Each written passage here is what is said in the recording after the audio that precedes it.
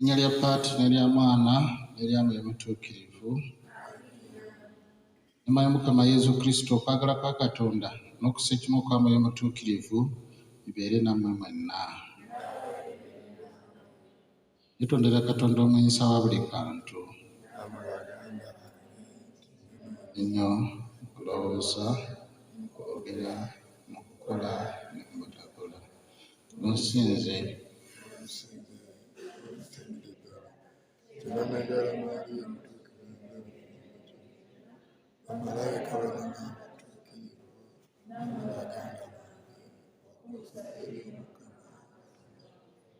Katonda omuyinsa wa buli kantu atukwatula ekisa tusonyiwa ensobi zaffe atuuse mu bulamu obutaggwaawo. Ayi Mukama gwe omusaasizi, ayi Kristo gwe omusaasizi, ayi Mukama gwe omusaasizi. Egayirire. Ayi Mukama tukuwanjagira gwe ekitiibwa. Olunaku lw'obulokofu lukomya okujja nga lusembera. Naffe tuba tukomya okwetegeka okukuza ekyamagero ekya Paasika. Kino tukikusaba nga tutamu Yesu Kristo Mukama waffe omwana wo, awanga n'alamulamu nawe ne Mwoyo Mutuukirivu, Katonda omu emirembe n'emirembe.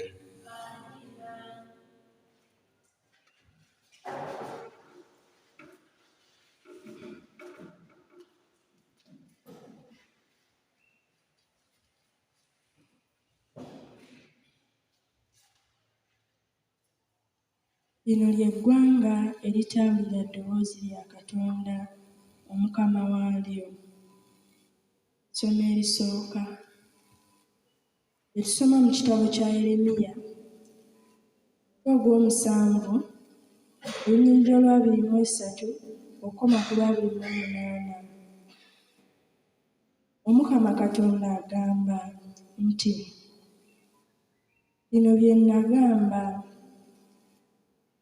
muwulire eddoboozi lyange, olwo nja kuba Katonda wammwe, nammwe munaaba ggwanga lyange. Ekkubo lye mbatemedde muligoberere okutuuka gye likoma. Olwo muliba bulungi.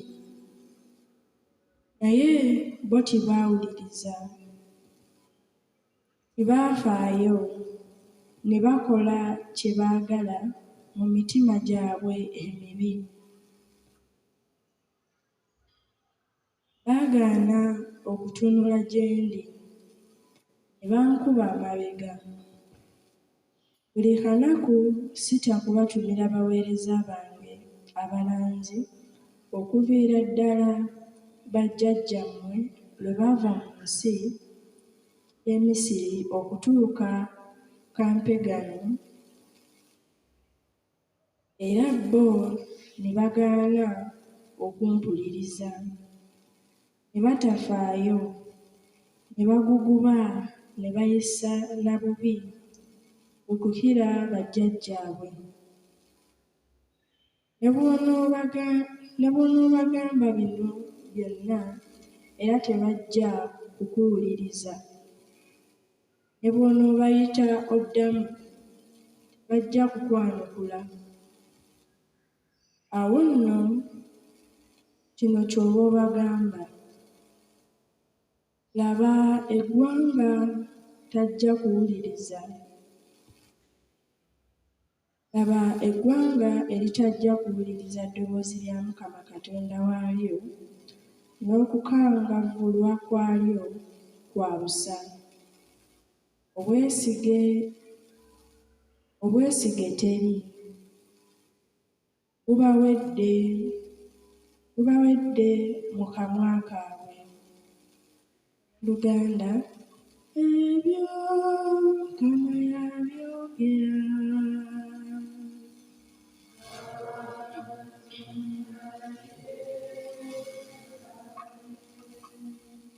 Oluyimba olw'okwebuulirira kiddibwamu. Singa nno olwaleero muwulira eddoboozi lye, muleke kugugubya mitima gyammwe.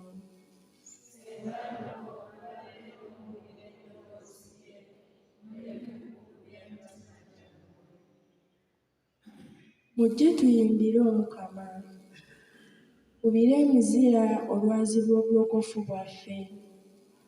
Tusembere mu maaso ge n'amatendo, tumugulumize n'ennyimba. Olwaleero muwulira eddoboozi lye, muleke kugugubya mitima gyammwe. Mujje tusinze tweyale, tukubire amavi Omukama eyatulokola. Anti yennyini ye Katonda waffe, ate ffe eggwanga ly'omu ddundiro lye n'endiga z'omukono gwe. Singa nno olwaleero muwulira eddoboozi lye, muleke kugugubya mitima gyammwe nga Meriba luli olw'emmasa mu ddungu. Bajjajjammwe bwe bankema, bangeza, baalaba bye nakola.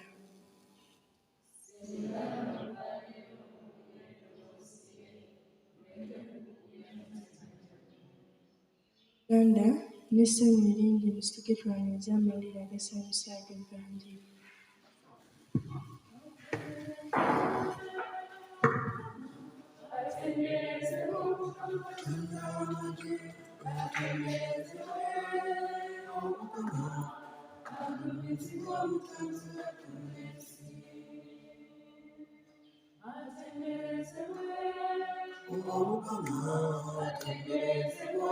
Katonda w'amagye,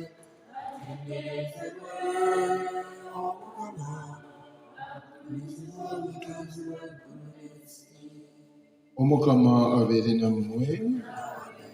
Engabo Evvanjiri ya Mukama waffe Yesu Kristo evudde mu Luka.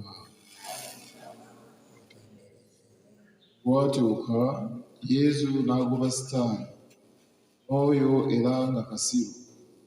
Bwe yamala okugoba Sitaani, kasiru n'ayogera. Abantu ne bawuniikirira. Abamu ne bagamba nti amasitaani agagoba ku bwa Beelzebuli, omukulu w'amasitaani.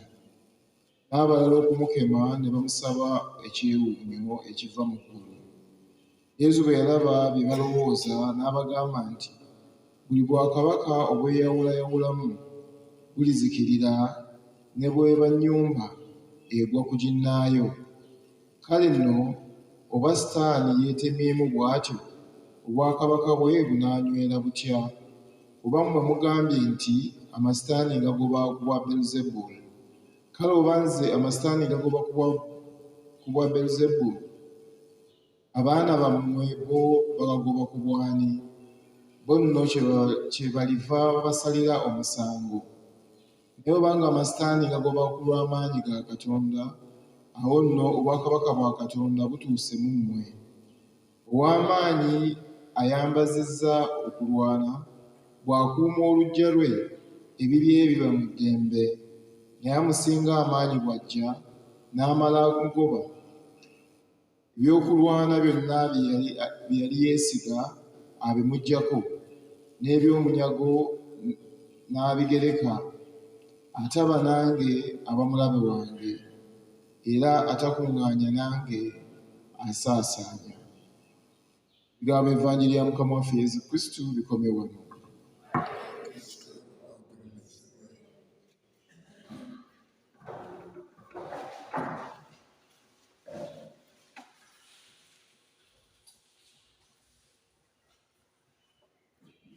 Haleluya.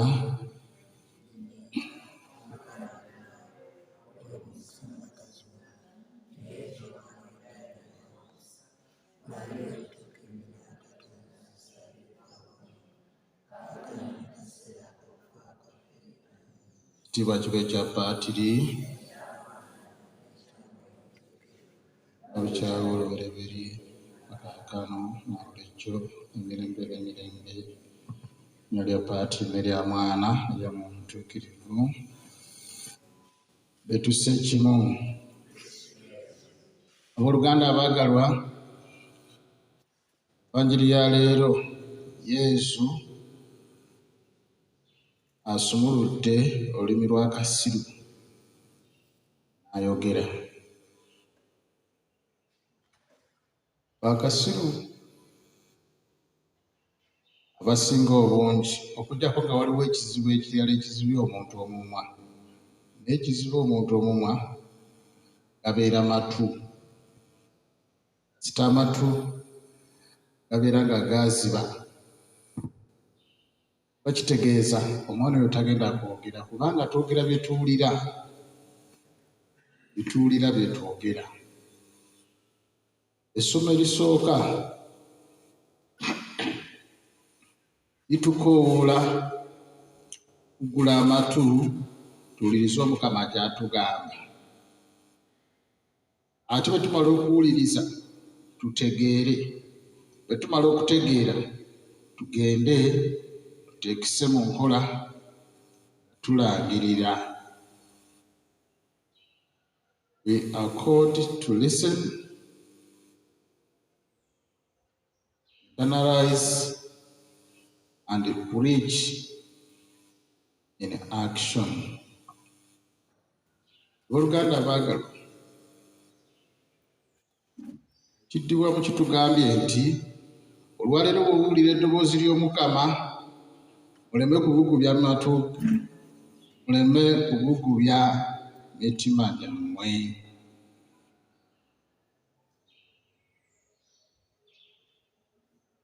Twetwetunuulira ng'abantu twegeraageranya abaana ba Isirayiri.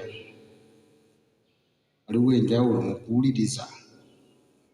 Kubanga Katonda yabakolera ebinene n'abasindikira abalanzi nga bwe tuwulidde ne boogera nabo naye ne basalawo okuteeka envumbo mu matu.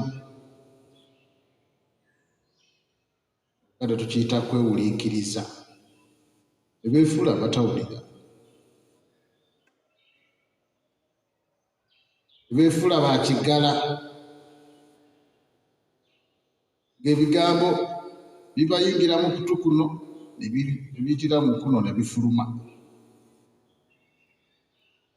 Kale n'olwokuba tebaawuliriza, Katonda n'abaggyako omukono gwe. Abalabe baabwe ne babawamba ne babatwala mu buddu. Bababonyaabonya, babakozesa ng'abaddu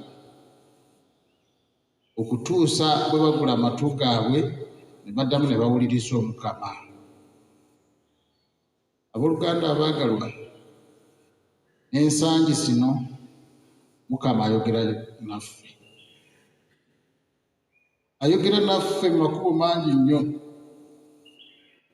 Mu kigambo kye tuwulira buli lunaku nga kituyigirizibwa, bye tusoma mu kitabo ekitukuvu, kyekakasa nti buli omu ku mmwe alina ekitabo ekitukuvu ewaka, asoma buli lunaku makya n'akawungeezi. Ayogera naffe ng'ayita mu ssaala ze tusoma. Ayogera naffe ng'ayita mu bantu bannaffe. Ayogera naffe ng'ayita mu events ebyo ebigwa mu bulamu bwaffe. Katonda ayogereramu nnyo, ayogera naffe ng'ayita mu butonde, ayogera naffe ng'ayita mu birungi, masanyu, ate ne mu nnaku ze tuyitamu. Olwaleero Omukama ayogera gye tuli. Naye bwe tutunuulira ebikolwa by'omuntu ensangi zino,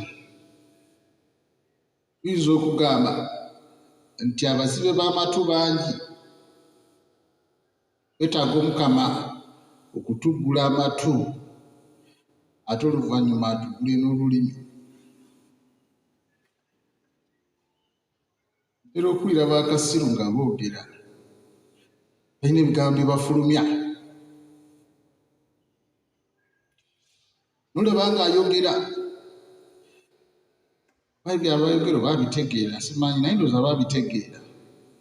Alabira ddala ng'akubuulira, yinza n'okulaba ng'afuuse feesi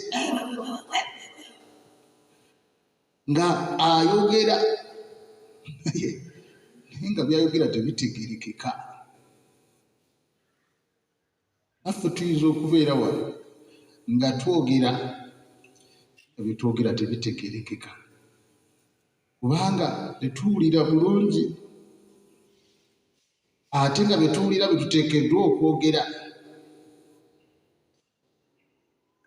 Bwe kiba ng'ekigambo kya Katonda kitulagira kwagala,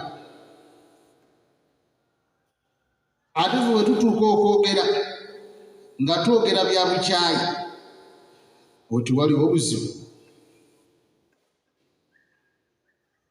Ekigambo kya Katonda bwe kiba nga kitukoowoola kubeera bumu, naye nga ffe bye twogera bya kweyawulayawulamu. Enjawulo yaffe wakati waffe n'ekasiru n'ekiggala eriwa?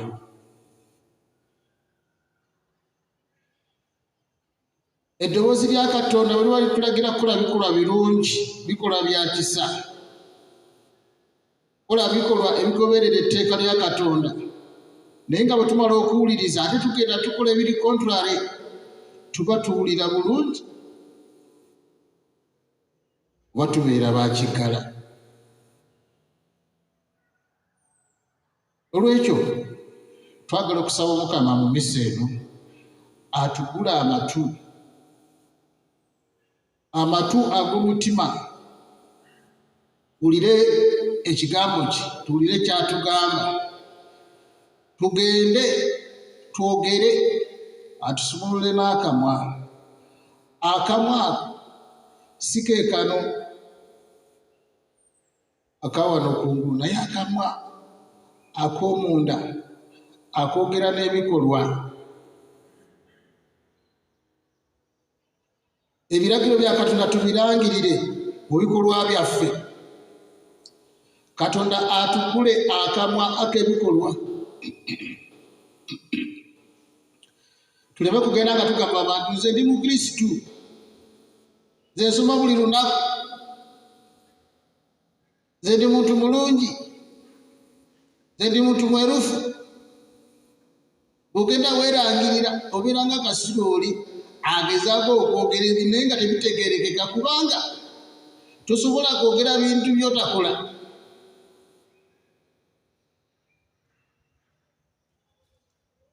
Andi muntu mwerufu naye ng'ekiro mu kizikiza, you are a night dancer, ndi mwerufu.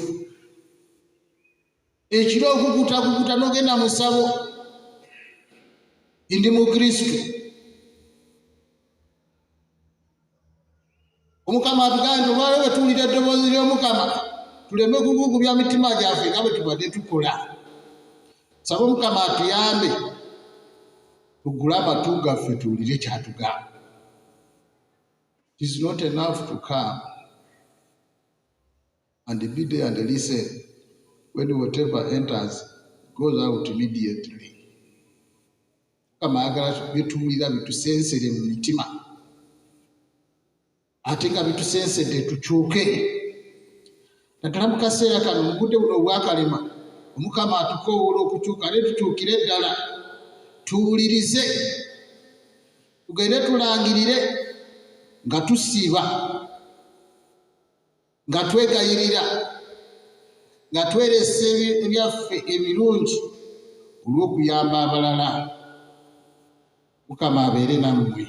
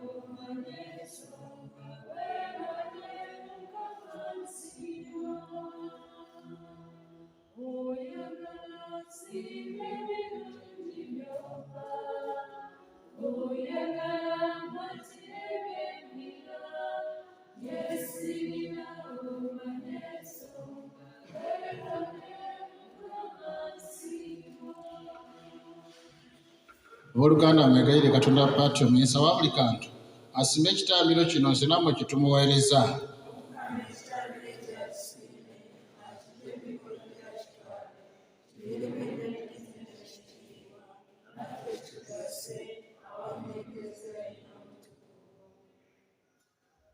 Wegayiridde ayi Mukama okusobola okusiima ebirabo by'abantu bo. Sooka bo bennyini obatukuze era tobaleka beemaliza masanyu gataliimu gano, so nga asuubiza nti akutuuka ku mpeera ey'amazima go. Tukusaba nga tamu Kristo Mukama waffe. Mukama abeere nammwe. Muse emitima. Bebaza Mukama Katonda waffe. Wamma kisaanye n'okuteekwa tuteekwa kituufu ddala mu dduvira n'okulokoka. Ng'Omukama Patio omutuukirivu Katonda omuyisa wa buli kantu sse wannakufa okwebaza bulijjo na buli wantu. Kubanga oyagala tukwebase nga tweresa kino na kiri. Ekyo nno ffe aboonoonyi kitukkakkanya kukwewanika. Ate bitwerekereza ne bigasa abali mu bwetaavu. Naffe ne tusobola okukola nga ggwe ow'ekisa bw'okola. Kyetuva nno twegatta ne bamalayika ne bassamalayika tukugulumize mu ddoboozi limu eritasalawo nga tugamba nti mutuukirivu, mutuukirivu, mutuukirivu, Omukama Katonda w'amagye, ekitiibwa kyo kijjudde eggulu n'ensi. Osaana waggulu ebyo bwe yajja mu linnya ly'Omukama ategeerezebwe. Osaana waggulu ebyo.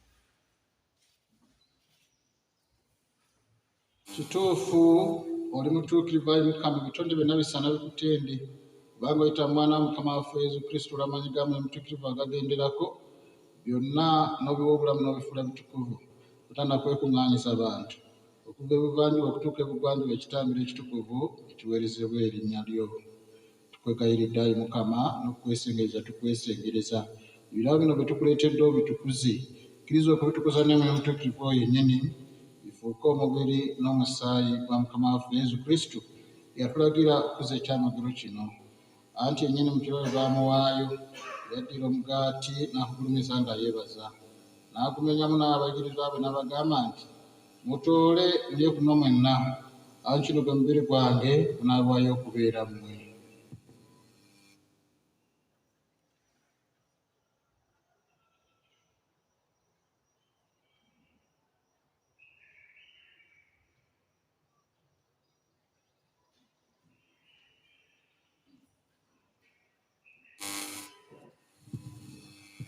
Era bamala okuyita ekirundiro ne kaliisi n'akugulumiza nga yeebasa n'abayigirizwa be n'abagamba nti mutoole mulye kuno mwenna anti ne kaliisi y'omusaayi gwange ogw'endagaano empya ey'olubeerera ogunaayibwa okubeera mmwe n'okubeera abangi okusonyiyisa ebibi ne mukikolenga lwa kunzijukira.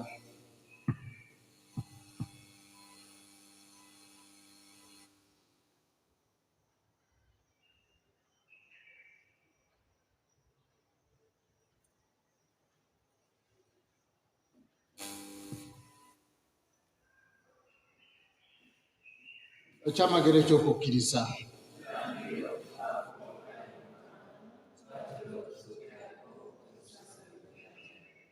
Tujjukira naye Mukama okubonaabona kw'Omwana we yennyini okuleeta okulokoka ssaako okuzuukira kwe n'okulinnya kwe mu ggulu era tulindira amatuka gaag'okubiri tukoleze ekitambiro kino ekiramu ekitukuvu nga tukwebaza tukwegayiridde tunulira keresaawo byakuweereza kino kye kitambiro kyewagala kikuddaabirize kale n'okufa abali omubiri n'omusaayi gw'Omwana wo tugulemu n'omutuukirivu tufuuke omubiri gumu n'omwoyo gumu mu Kristo.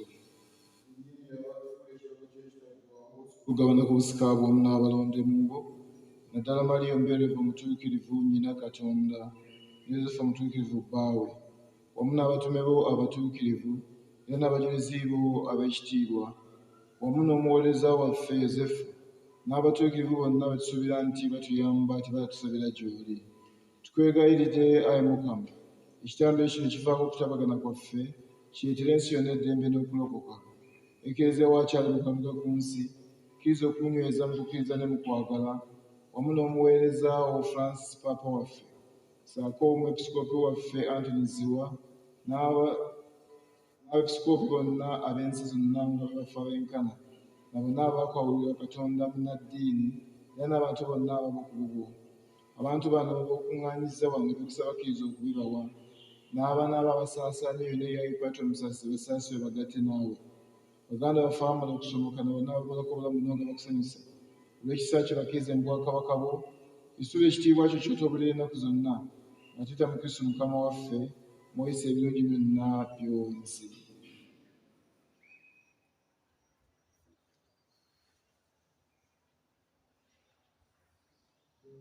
Apate omuyinza wa buli kantu abali ekimu n'emwoyo omutuukirivu mu Kristo n'omwoyo okufuna n'ofunamu naye era mwe mufuna buyiteno na buli kitiibwa emirembe n'emirembe emirembe n'emirembe.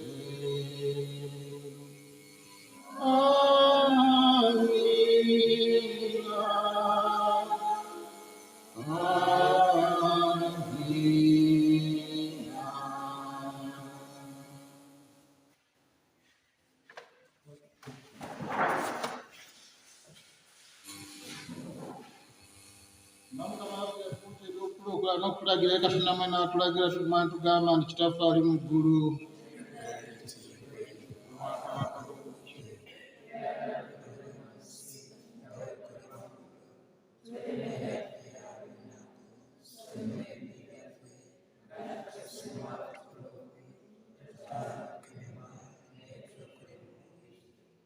mukama tukwegayirira tulokole mu byonna tuyambe tuli mu ddembe tugirire ekisa twona ekibi ennaku zonna tutebenkera tuli kutabukana kumu nga tulinda okwesima kuba tusuubiza n'amatuka g'omulokozi waffe Yesu Kristo.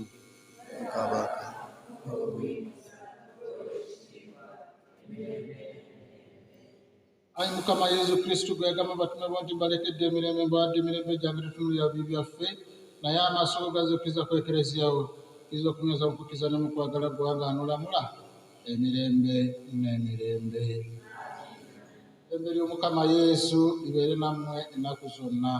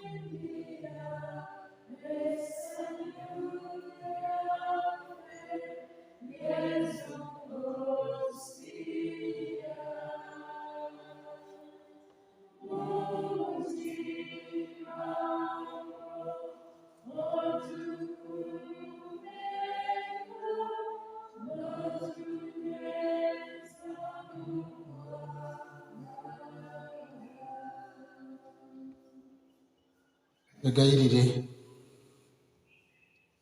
Ayi Mukama, ffe booliisiza ne saakalamentu, genda ng'otuyamba mu byamagero, biremu ebyava mu kulokola kwo, tutuukeko ne mu mayisa.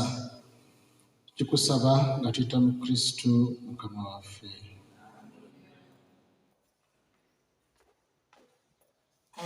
Mukama abeere nammwe.